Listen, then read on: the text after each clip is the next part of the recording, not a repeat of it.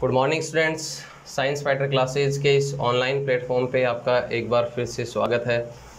देखिए, आज का जो अपना चैप्टर है वो है क्लास 9 साइंस का chapter number 5 the fundamental unit of life. इसका सेकेंड पार्ट आज हम पढ़ने वाले हैं।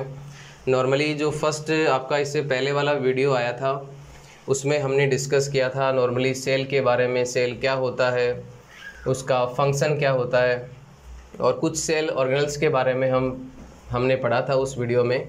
आज का जो अपना टॉपिक रहने वाला है वो है सेल ऑर्गेनल्स।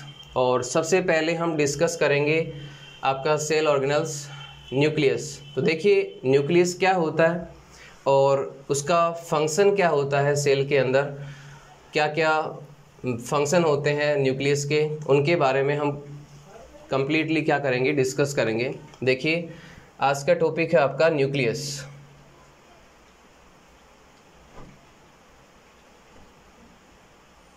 न्यूक्लियस जिसको हम केंद्रक कहते हैं। देखिए, न्यूक्लियस क्या होता है, जैसा कि आप डायग्राम में देख पा रहे हो, जो सेल, ये एक एनिमल सेल का डायग्राम है और इस सेल का जो आउटर पार्ट आपको दिखाई दे रहा है, इस पार्ट को हम कहते हैं सेल मेम्ब्रेन। इस पार्ट को हम क्या कहेंगे, सेल मेम्ब्रेन। पहले भी आप पढ़ चुके हो इसके बारे में, cell membrane. This is cell membrane, या फिर हम इसको प्लाज्मा मेम्ब्रेन भी बोल सकते हैं। जो सेंटर में आपको दिखाई दे रहा है सर्कुलर शेप में, इसको हम क्या कहते हैं, न्यूक्लियस। जो सेंटर में आपको दिखाई दे रहा है सर्कुलर शेप, इसी को हम क्या कहते हैं, न्यूक्लियस। इसको हम क्या कहेंगे, न्यूक्लियस।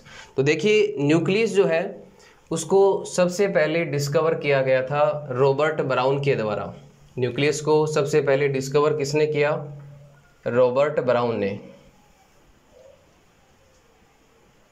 किसके द्वारा किया गया, रॉबर्ट ब्राउन।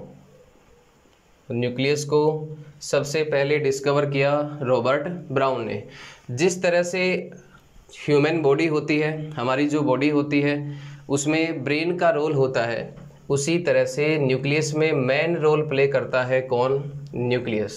जिस तरह से हमारी बॉडी में ब्रेन का जो मेन रोल होता है, उसी तरह से जो आपकी सेल होती है, उस सेल में जो मेन रोल प्ले करने वाला सेल ऑर्गेनल्स है वो कौन सा है, न्यूक्लियस। न्यूक्लियस की यदि हम स्ट्रक्चर की बात करें तो देखिए, इसकी जो स्ट्रक्चर होती है, इसके आउटर पार्ट में या फिर इसके चारों तरफ एक डबल लेयर कवरिंग होती है और उस कवरिंग को हम क्या कहते हैं, न्यूक्लियस मेम्ब्रेन। जिस तरह से सेल के चारों तरफ आपको कवरिंग दिखाई दे रही है, उस कवरिंग को हम क्या कहते हैं, सेल मेम्ब्रेन या फिर प्लाज्मा मेम्ब्रेन।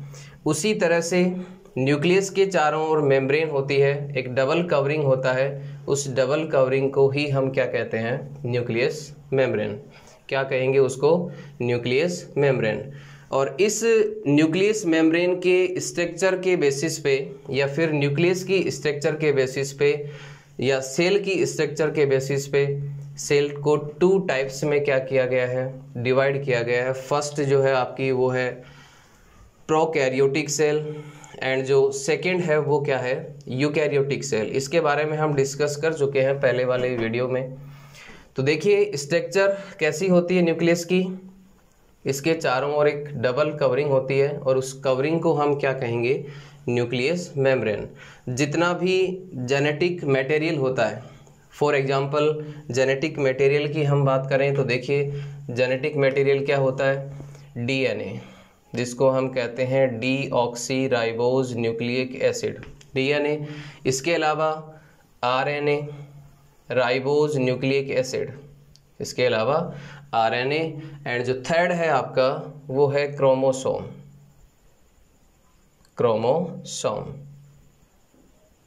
क्रोमोसोम। तो यहाँ पे जेनेटिक मटेरियल की बात कर रहे हैं अपन, तो genetic material DNA, RNA, chromosome, ये सारे किस में लाइज होते हैं, न्यूक्लियस में। जितना भी सेल में जेनेटिक मटेरियल होता है वो सारा किस में लाइज होता है, न्यूक्लियस में लाइज होता है। फॉर एग्जांपल डीएनए है, आरएनए है, क्रोमोसोम है, ये सारे किस में होते हैं, न्यूक्लियस में। तो देखिए, डीएनए स्मॉल क्वांटिटी में, ये काफ़ी इम्पोर्टेंट क्वेश्चन बनता है कि डीएनए जो होता है वो स्मॉल क्वांटिटी में न्यूक्लियस के अलावा कहाँ पे होता है, माइटोकॉन्ड्रिया में, जिसको हम बाद में डिस्कस करेंगे। तो डीएनए की जो स्मॉल क्वांटिटी है वो न्यूक्लियस के अलावा कहाँ पे होती है, माइटोकॉन्ड्रिया में। एनिमल सेल की बात कर रहा हूँ यहाँ पे मैं।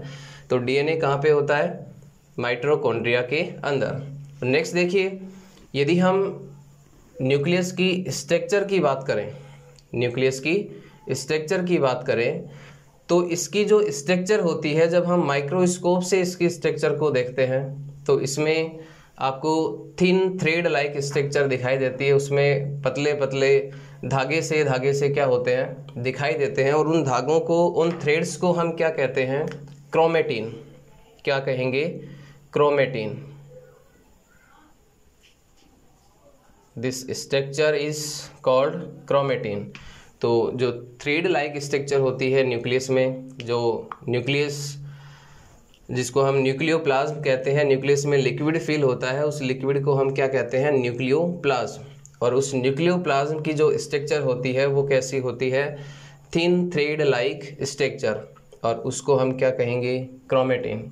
जैसा कि आप होते हैं, कन्वर्ट हो जाते हैं, जिसको हम कहते हैं रोड शेप। क्या कहेंगे, rod shape. Rod shape structure में क्या होते हैं, कन्वर्ट हो जाते हैं, और इन्हीं को हम कहते हैं क्रोमोसोम। तो यहाँ पे जो क्वेश्चन आपका बना इम्पोर्टेंट, वो क्वेश्चन क्या बना कि क्रोमोसोम सेल के अंदर कब दिखाई देते हैं, जब न्यूक्लियस क्या होता है, डिवाइड होता है।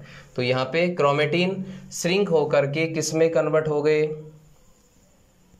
Rod shape structure, rod shape structure. और इस रोड शेप स्ट्रक्चर को ही हम क्या कहेंगे, chromosome.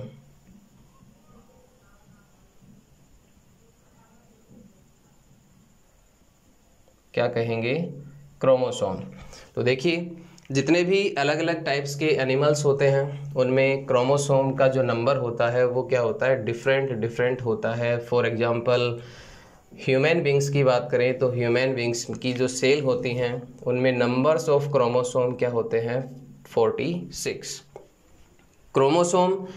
Next, parent to offspring के अंदर या one generation to next generation में जो ट्रेड्स होते हैं उन ट्रेड्स को क्या करते हैं, ट्रांसफ़र करने में हेल्पफुल होते हैं।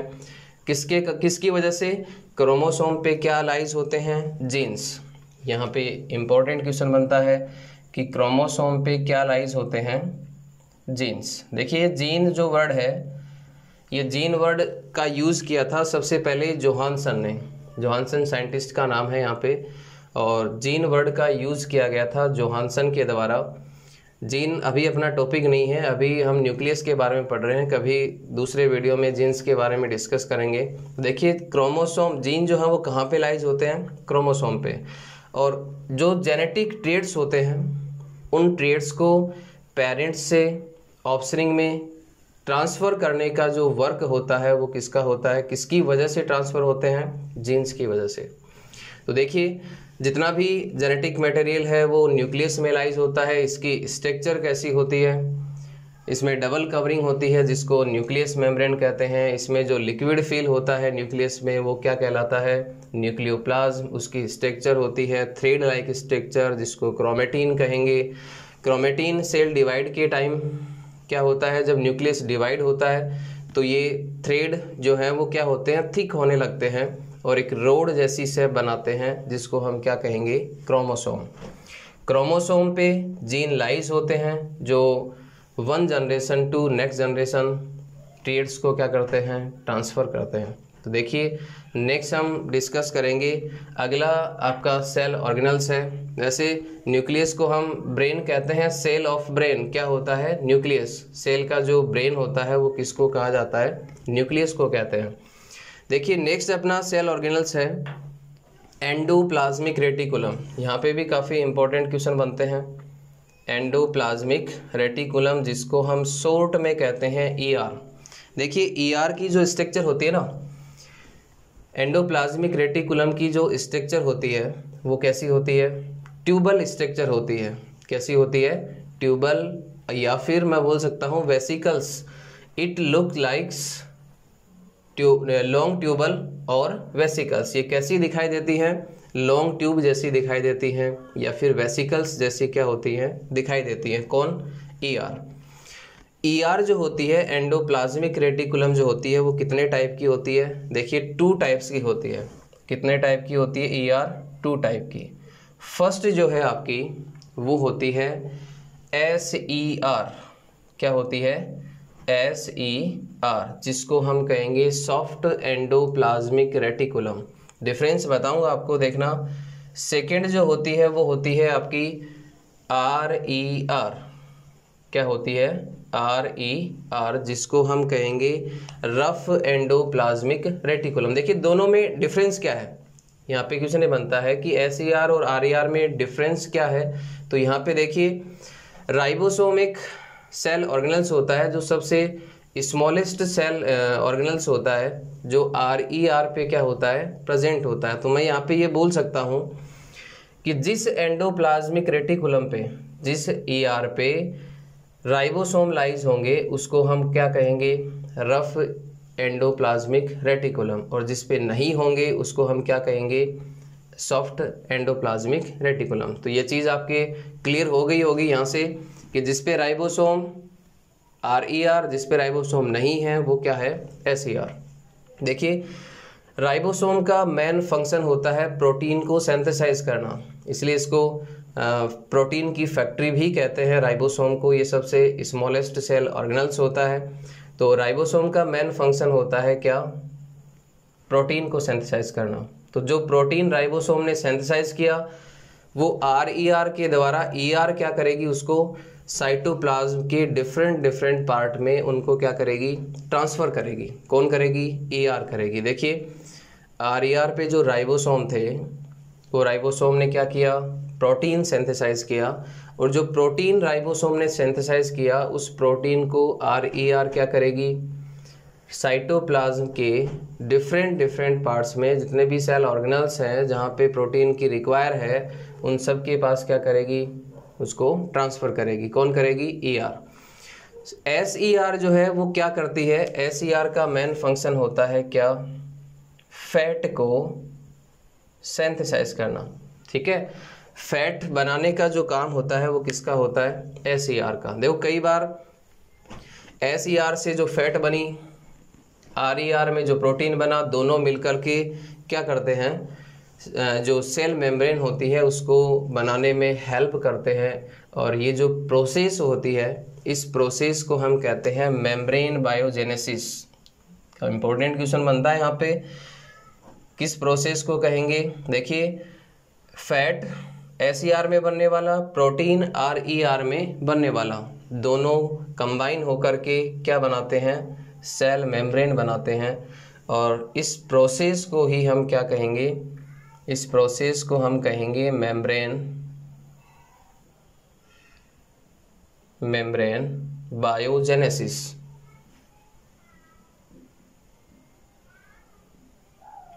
Membrane biogenesis, this process is called membrane biogenesis.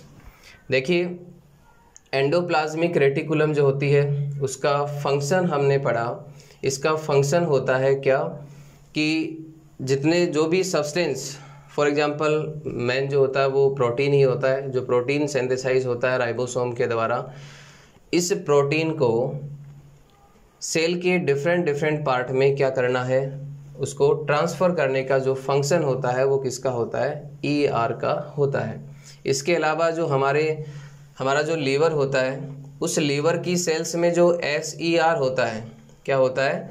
जो SER होता है वो कोई भी टॉक्सिक है या फिर कोई भी ड्रग्स होती है, दवाएं होती हैं, उनको डिटॉक्सीफाइंग करने का जो वर्क होता है वो लीवर की सेल में जो SER लाइज होती हैं वो करती हैं। कौन करती हैं? SER। क्या करती है SER?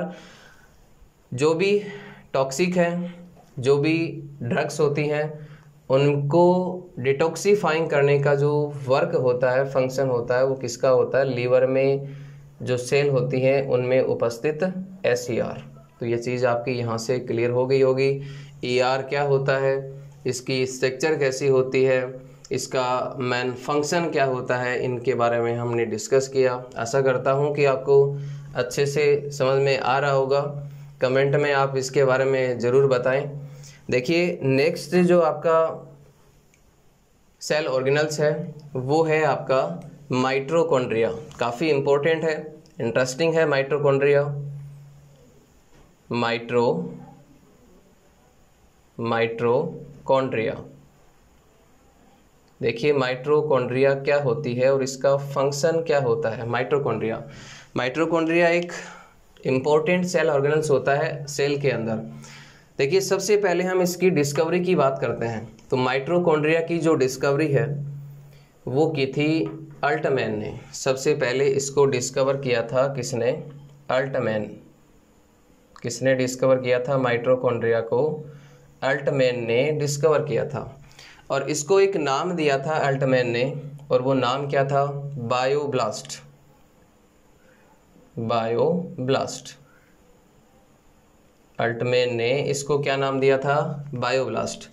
लेकिन उसके 47 ईयर्स के बाद, किसके? अल्टमैन ने जब माइटोकॉन्ड्रिया को डिस्कवर किया था तो उसको माइटोकॉन्ड्रिया नाम नहीं दिया था, उसको नाम क्या दिया था?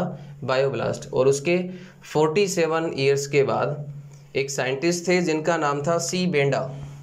क्या नाम था उनका? सी बेंडा। और सी बेंडा ने इसका नाम चेंज करके क्या कर दिया? माइटोकॉन्ड्रिया। क्या नाम रखा इसका? माइटोकॉन्ड्रिया। और ये नाम किसने दिया? सी बेंडा ने। देखिए माइटोकॉन्ड्रिया जो है वो एक ऐसा सेल ऑर्गेनल्स होता है जिसमें डबल कवरिंग होती है, डबल लेयर पाई जाती है। ये सेल ऑर्गेनल्स जो माइटोकॉन्ड्रिया आपका, ये इसमें जो मेम्ब्रेन होती है वो क्या होती है? डबल होती है। दूसरा, माइटोकॉन्ड्रिया जो है वो सेल का रेस्पिरेटरी रीजन होता है। सेल देखो, प्रत्येक सेल जो है वो क्या करती है? रेस्पिरेशन करती है। और जो रेस्पिरेशन करती है वो किसकी वजह से करती है? माइटोकॉन्ड्रिया की वजह से। और सबसे इम्पोर्टेंट चीज़ ये है माइटोकॉन्ड्रिया के बारे में कि माइटोकॉन्ड्रिया जो है वो क्या करती है? माइटोकॉन्ड्रिया का जो शेप होता है वो क्या होता है? चेंज होता रहता है। इसका शेप जो है वो कभी भी फिक्स नहीं होता है, ये अपने शेप को क्या करती रहती है? चेंज करती रहती है। इसलिए हम ये बोल सकते हैं कि माइटोकॉन्ड्रिया का जो आकार है, उसका शेप है, वो क्या होता है? अनिश्चित होता है, कभी भी फिक्स नहीं होता। इसके अलावा माइटोकॉन्ड्रिया जो है वो अपनी सेल का रेस्पिरेटरी क्या होता है? रीजन होता है, जहाँ से सेल जो है वो क्या करती है? रेस्पिरेशन करती है। देखिए इसके अलावा सबसे रोचक बात जो है माइटोकॉन्ड्रिया के बारे में वो क्या है, मैं आपको पहले भी बता चुका हूँ कि डीएनए, आरएनए, क्रोमोसोम, ये सारे क्या होते हैं? ये सारे होते हैं जेनेटिक मटेरियल। देखिए क्रोमोसोम के बारे में मैंने आपको नहीं बताया। क्रोमोसोम जो है वो किसके बने होते हैं? डीएनए के। किसके बने होते हैं? DNA plus protein. DNA plus protein. और ये प्रोटीन कौन सा होता है? हिस्टोन। हिस्टोन किस प्रोटीन के बने होते हैं? हिस्टोन प्रोटीन के। तो देखिए आप पहले पढ़ चुके हैं इसके बारे में कि डीएनए, आरएनए ये सारे कहाँ पे लाइज होते हैं? न्यूक्लियस में लाइज होते हैं। ठीक है, न्यूक्लियस के अलावा डीएनए स्मॉल क्वांटिटी में होता है, कहाँ पे? माइटोकॉन्ड्रिया में। इसके अलावा माइटोकॉन्ड्रिया के पास खुद का क्या होता है? स्वयं का क्या होता है? राइबोसोम। क्या होता है? राइबोसोम। इसलिए मैं ये बोल सकता हूँ कि माइटोकॉन्ड्रिया एक ऐसा सेल ऑर्गेनल्स है जो अपना खुद का क्या बनाता है? प्रोटीन बनाता है। ये इंपॉर्टेंट बात है माइटोकॉन्ड्रिया के बारे में। माइटोकॉन्ड्रिया एकमात्र एक ऐसा सेल ऑर्गेनल होता है जो अपना प्रोटीन खुद सिंथेसाइज करता है राइबोसोम की हेल्प से।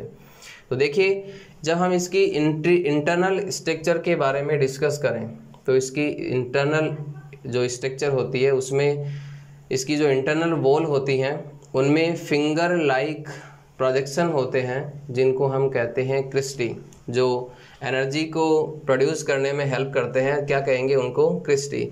तो क्रिस्टी जो है वो किस सेल ऑर्गेनल्स में मिलता है? माइटोकॉन्ड्रिया में। ये भी इंपॉर्टेंट क्वेश्चन बनता है कि क्रिस्टी जो है वो किस सेल ऑर्गेनल्स का पार्ट होता है? माइटोकॉन्ड्रिया का। तो देखिए माइटोकॉन्ड्रिया को हम क्या कहेंगे?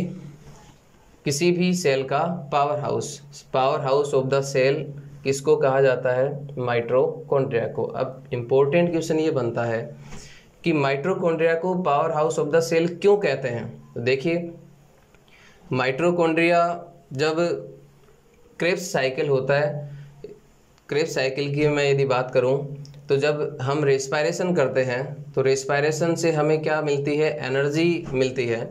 और वो एनर्जी कैसे मिलती है? ग्लूकोज ऑक्सीजन से रिएक्ट करता है और ऑक्सीजन से रिएक्ट करके ग्लूकोज जो है वो क्या होता है? ब्रेक डाउन होता है किसमें? कार्बन डाइऑक्साइड में, वाटर में, एंड एटीपी के रूप में मॉलिक्यूल्स बनते हैं एनर्जी के। एटीपी की फुल फॉर्म होती है एडिनोसिन ट्रायोफॉस्फेट। तो आपको क्या मिलती है? एनर्जी मिलती है, जिससे हमारी बॉडी जो है वो क्या करती है? वर्क करती है। तो ये चीज़ आपके समझ में आ गई होगी। तो देखिए जब क्रेब्स साइकिल के दौरान जब 1 ग्लूकोज का मॉलिक्यूल्स क्या होता है? ब्रेक डाउन होता है, तो कितने एटीपी एनर्जी के मॉलिक्यूल्स बनते हैं? 36। कितने बनते हैं? 36 एटीपी एनर्जी के मॉलिक्यूल्स बनते हैं। उनमें से 34 जो है वो कहाँ पे प्रोड्यूस होते हैं? कहाँ पे बनते हैं? माइटोकॉन्ड्रिया में। इसीलिए इसको हम क्या कहते हैं? इसी वजह से माइटोकॉन्ड्रिया को क्या कहा जाता है? Powerhouse of the cell. तो ये चीज़ आपकी अच्छे से क्लियर हो गई होगी कि माइटोकॉन्ड्रिया क्या होता है, इसका फंक्शन क्या होता है और इसको powerhouse of the cell क्यों कहते हैं। नेक्स्ट देखिए सेल जो होती है उसमें माइटोकॉन्ड्रिया, जो नॉर्मल सेल होती हैं उनमें माइटोकॉन्ड्रिया का जो नंबर होता है वो क्या होता है? 1 या फिर 2, या तो 1 या फिर 2। लेकिन कुछ ऐसी सेल्स होती हैं जिनमें एनर्जी की रिक्वायरमेंट ज़्यादा होती है, तो इस टाइप की जो सेल होती हैं उनमें अबाउट 1000 क्या होती हैं? माइटोकॉन्ड्रिया हो सकती हैं। तो नेक्स्ट हम अपना सेल ऑर्गेनल्स है लाइसोसोम। नेक्स्ट सेल ऑर्गेनल कौन सा है? लाइसोसोम। उसके बारे में हम डिस्कस करते हैं। देखिए लाइसोसोम क्या होता है, उसका फंक्शन क्या होता है।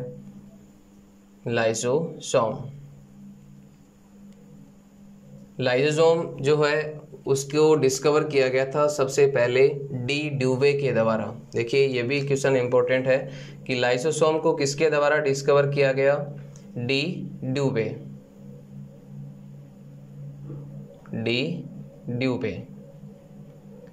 आप सुनते चले जाइए, यू विल लर्न बेटर। आप अच्छे से समझ पाओगे, जैसे आप सुनते जाओगे तो आपकी अच्छे से समझ में आएगा। आपको हर जो सेल ऑर्गेनल्स है उसकी पीडीएफ आपको मिल जाएगी यहाँ पे। तो देखिए लाइसोसोम जो है उसको डिस्कवर किया गया था किसके द्वारा? डी ड्यूवे के द्वारा। सबसे पहले इसको डिस्कवर किया था डी ड्यूवे ने। इसकी जो स्ट्रक्चर होती है, देखिए इसकी जो स्ट्रक्चर है वो कैसी होती है? एक बैग लाइक स्ट्रक्चर, जैसे पॉलीथीन का बैग होता है ना, उसी तरह से लाइसोसोम की क्या होती है? स्ट्रक्चर होती है। इसमें भी मेम्ब्रेन पाई जाती है। जो इसकी मेम्ब्रेन होती है उसमें 40 टाइप्स के क्या होते हैं? एंजाइम होते हैं। कितने टाइप्स के एंजाइम होते हैं? 40 टाइप्स के क्या होते हैं? एंजाइम होते हैं। और एंजाइम एक केमिकल सब्सटेंस होते हैं जो किसी भी डेड सेल को या सेल जो वेस्ट सेल का मटेरियल होता है उसको डाइजेस्ट करने में क्या करते हैं? हेल्प करते हैं। सब्सटेंस को डाइजेस्ट करने में इनका मेन रोल होता है एंजाइम्स का। तो एंजाइम कहाँ पे होते हैं?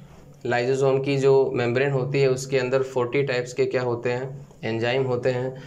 और जब कोई भी सेल डेड हो जाती है या फिर कोई भी सेल में वेस्ट मटेरियल बनता है, उस मटेरियल को ये क्या करते हैं? डाइजेस्ट करने में हेल्प करते हैं। कौन? लाइसोसोम। कैसे करेंगे? जैसे ही सेल में कोई भी वेस्ट मटेरियल क्या होता है? जमा होता है, या फिर कोई भी सेल डेड हो जाती है, तो ये लाइसोसोम जो होते हैं वो अपनी मेम्ब्रेन को क्या करते हैं? ब्रेक कर देते हैं। और जैसे ही मेम्ब्रेन को ब्रेक करेंगे ये 40 एंजाइम्स जो हैं वो क्या आएंगे? बाहर आएंगे। और इन एंजाइम्स में कोई भी डेड सेल, कोई भी वेस्ट मटेरियल क्या होगा? मिक्स होगा। और मिक्स होगा तो क्या होगा? डाइजेस्ट होगा।